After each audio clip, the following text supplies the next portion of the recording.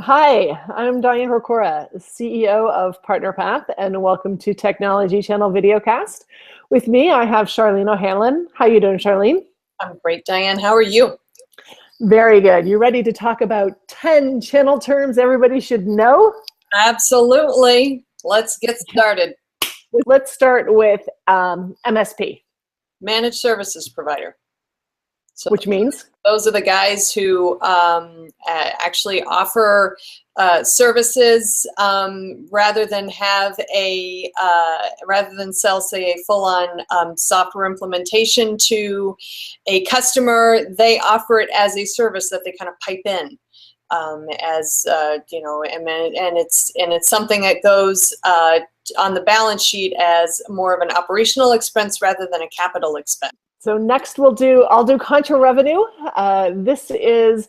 We hear Contra Revenue a lot, and it's compared with OpEx, which Charlene will get OpEx in a second. But Contra Revenue is a program. It's usually around kind of MDF, but it is a program that is paid for contra revenue, meaning that it is paid for as a percentage of sales. So we often see this as like co-op or MDF. We'll explain those later as well. And that every time a sale is made, that like $1 or some percentage is siphoned off, for lack of a better word, into a contra revenue bucket. So this money grows with the more sales that you have, which is different than OpEx. Right, and OpEx is just basically what I said with the managed services provider. It's a way of showing on your balance sheet an ongoing expense that's not considered a capital expense. So as a service offerings, leasing programs, things of that nature are all considered OpEx versus CapEx. Great. So if you're not acquiring it, if you don't own the paper to it, it's an OpEx.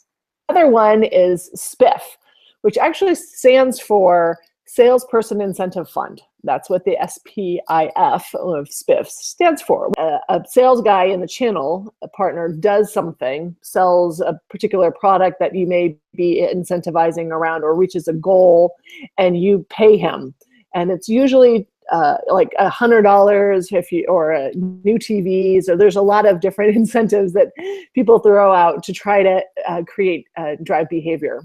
Some of the partners don't like it as much, but that's what a SPIF is. Churn, yeah, churn. So churn is basically turnover. So if you think about if you have one particular software as a service offering and you decide to move to another, that is what the company considers churn, customer churn. It's you lose, they lose a customer, but then they get another, inevitably another one will sign up. So that's customer churn. One of the other things we measure a lot is two terms that we call, there's authorization and certification, and those people get confused about them a lot. So I'm going to explain how we use the terms differently. So you can say that a individual is certified. So as if a partner technical guy in the channel partner goes through and takes all your technical classes, that guy is certified.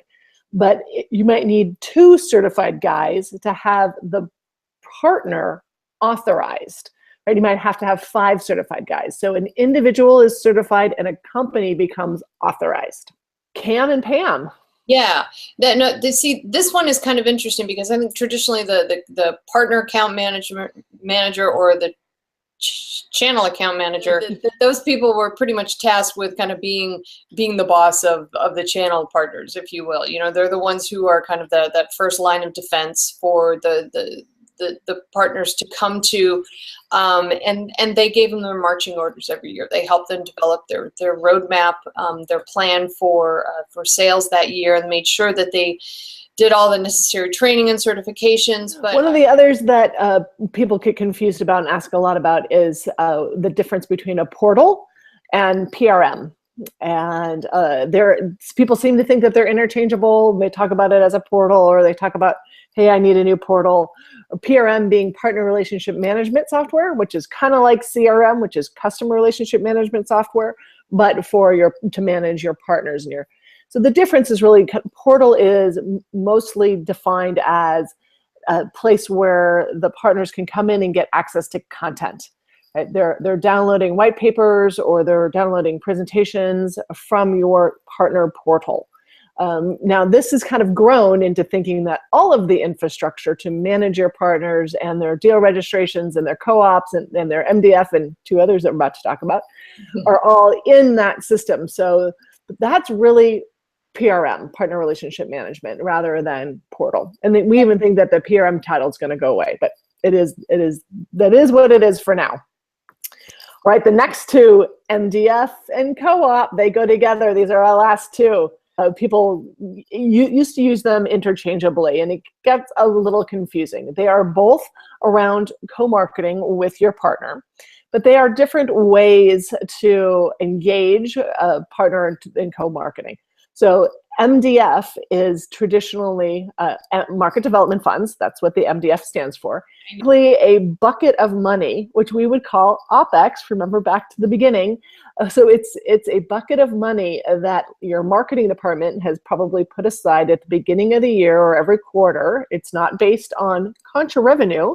So it's not depending upon how much you sell. It's just a bucket of money that the partners can then apply for. So they'll ask you for dollars to do co-marketing activities together. So they'll say, hey, I've got this great idea. Can I get some money? Right? So it is a request-based co-marketing program. It's in contrast with co-op, which typically is a contra-based revenue bucket. So every time you sell a product, money goes into that bucket.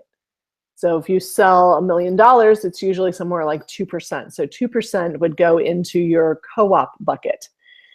Now, with the challenge with co-op is that usually those are little bank accounts that are assigned to each partner. So every time that partner sells, they get their 2% into their own little bucket, and they can kind of go spend that money for marketing activities. Again, different than MDF, which is one big bucket where they have to, it's a request-based program, versus co-op, it kind of goes into their own little bank account. 10 channel terms in just about 10 minutes. If you have any that you hear a lot about and don't know, please enter them into the notes, and we'll talk about them next time as we go into 10 more channel terms that everybody needs to know.